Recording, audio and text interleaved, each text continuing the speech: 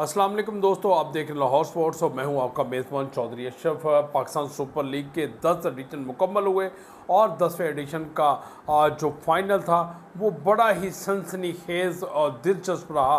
कोई पता नहीं था कोयटा ग्लैडिएटर ये टाइटल जीतेगी, कोई पता नहीं था कि लाहौर कलंदर्स ये टाइटल जीतेगी। लेकिन जिस तरह का मुकाबला हुआ, दोनों टीमों के खिलाड़ियों ने खूब जान मारी और कोई ऐसा दिखाई नहीं दिया कि किसी जगह पर किसी ने मैच से अपनी गिरफ्त लूज़ की हो या वो फॉर ग्रांटेड उसने ले लिया हो मैच को। लेकिन खूब मेहनत की दोनों जानब से। बल्लेबाजों का किरदार भी अहम रहा तो दूसरी जानब बॉलर्स ने भी अपनी खूब मेहनत की। पहले तो कोयटा ग्लैडिएटर्स को गुड लक हार्ड लक इसलिए कहूँगा कि उन्होंने 6 साल बाद फाइनल में रसाई हासिल की, लेकिन फाइनल जीतने में वो नाकाम रहे और 6 साल बाद ही उनको फाइनल खेलने का एजाज़ हासिल हुआ था। और 2019 में लाहौर कोयटा ग्लैडिएटर ने टाइटल जीता था। लेकिन दूसरी जानब लाहौर कलंदर्स की टीम ख़ास तौर पर शहनशाह अफरीदी, हारिस रऊफ़, सिकंदर रज़ा, कुशैल परेरा और इसी तरह अब्दुल्ला शफीक, फ़खर जमान, मोहम्मद नईम, ये एक ऐसा गुलदस्ता था जिसने लाहौर कलंदर्स को तीसरी मरतबा चैम्पियन बनाने में किरदार अदा किया। गो के मैच के बाद प्रेस कॉन्फ्रेंस में शहनशाह अफरीदी ने इसका तमाम क्रेडिट समीन राना को और राना आतिफ को दिया कि उनको क्रेडिट जाता है इस तमाम फाइनल जीतने का, टाइटल जीतने का। लेकिन जिस तरह शहनशाह अफरीदी ने मैच के दौरान जान मारी और टूर्नामेंट के सबसे बेहतर, सबसे ज़्यादा विकेटें हासिल करने वाले बॉलर भी बने। 3 विकेटें उन्होंने फाइनल में भी हासिल की और पिछले मैच में भी उन्होंने 3 खिलाड़ियों को पवेलियन की राह दिखाई। यही एक बड़े प्लेयर्स की, बड़े कप्तान की निशानी होती है कि वो खुद जान मारता हुआ दिखाई दे। जब कप्तान जान मारता हुआ दिखाई देगा तो पीछे जो प्लेयर हैं वो अपने कप्तान को बैकअप करेंगे और कोशिश करेंगे कि उनके कप्तान ने जिस तरह की कारकर्दगी दिखा रहा है हम भी उससे बेहतर कारकर्दगी दिखाएं।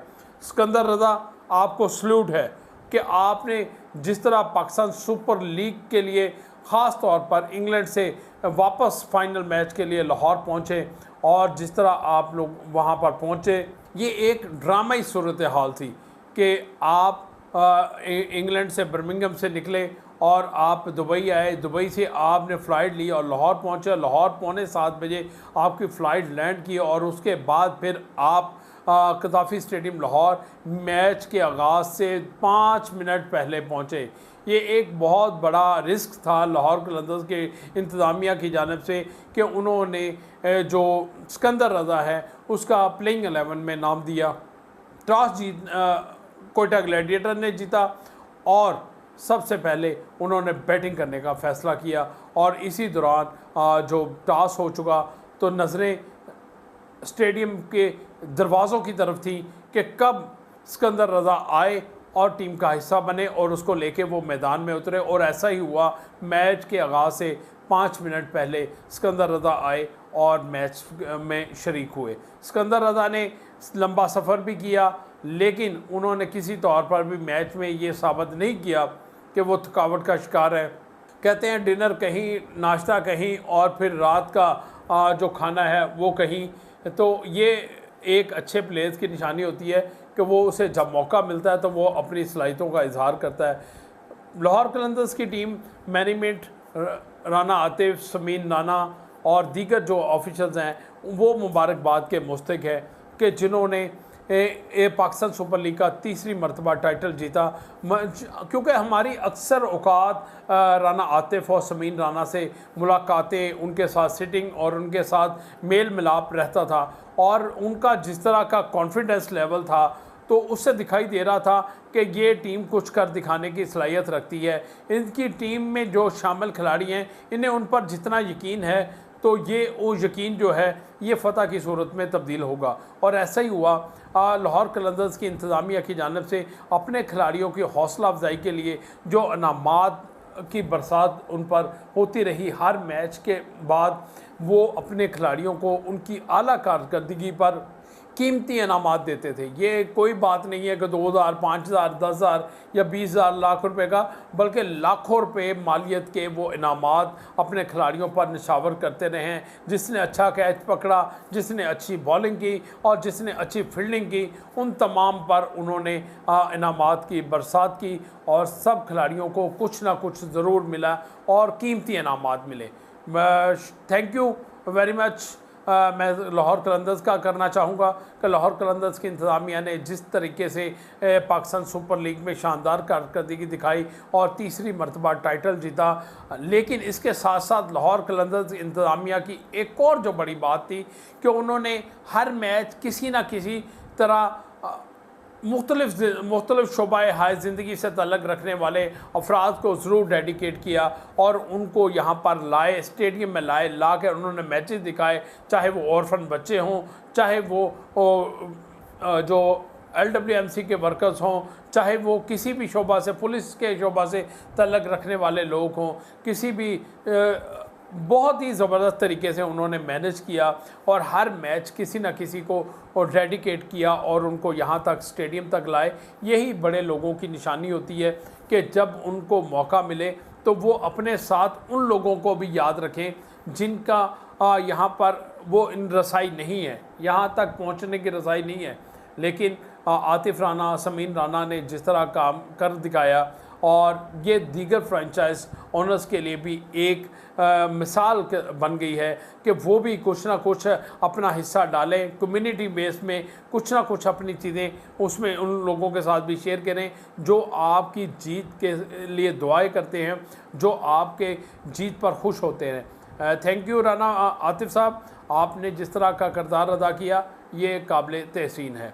और इसके साथ साथ और ये पाकिस्तान सुपर लीग की जो मैनेजमेंट है जिसमें सलमान नसीर हैं, पाकिस्तान क्रिकेट बोर्ड के चेयरमैन मोहसिन नकवी हैं, इनको भी बहुत बड़ा क्रेडिट जाता है कि एक ऐसे वक्त में जब मुकम्मल तौर पर लीग रुक गई थी तो उन्होंने इस लीग का इनकाद करवाया और लीग को कामयाब बनाने के लिए उन्होंने जो दिन रात मेहनत की और वो भी काबिल तहसीन, काबिल तारीफ़ हैं। और ये बात हरगज़ नहीं कही जा सकती कि इस लीग की कामयाबी के पीछे भी मोहसिन नकवी का विज़न था और उनके साथ सलमान नसीर और दीगर पाकिस्तान क्रिकेट बोर्ड के ऑफिशियल्स हैं। उन्होंने दिन रात मेहनत की और पाकिस्तान सुपर लीग के 10वें एडिशन को कामयाब बनाया।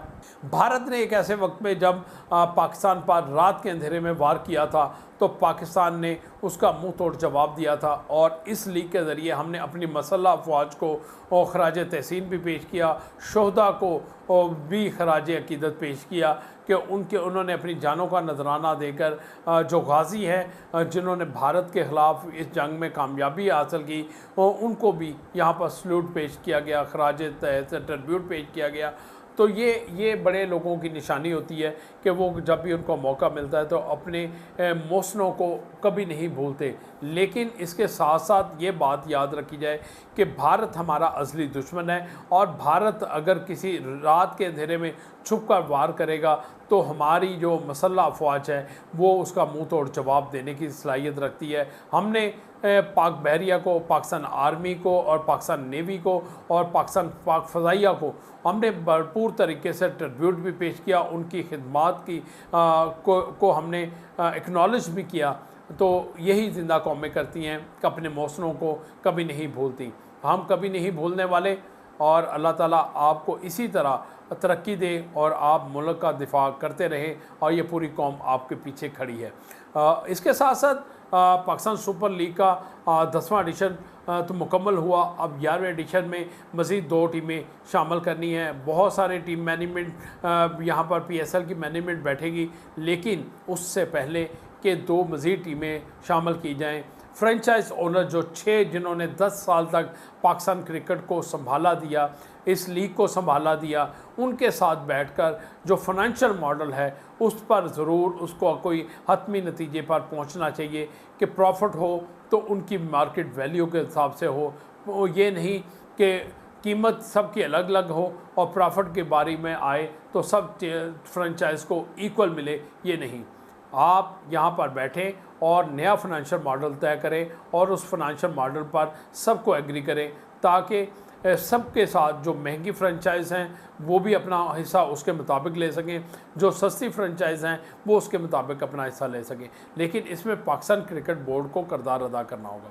यही था मेरा आज का पाकिस्तान सुपर लीग के 10वें एडिशन पर मुख्तसर सा वीलॉग जो मैं चाह रहा था कि आप लोगों तक बताऊं किसने क्या किया। खिलाड़ियों की कारकर्दगी पर एक और वीलॉग बनाऊंगा कि इस पाकिस्तान सुपर लीग में कौन से नए खिलाड़ी आए और किसने कौन सी कारकर्दगी दिखाई। मेरे साथ जुड़े रहिएगा, मेरे चैनल को लाइक और सब्सक्राइब करें ताकि आपको खेल से जुड़ी हर खबर मिलती रहे। अगली वीडियो तक आप लोगों से इजाज़त चाहूँगा। अल्लाह हाफिज़।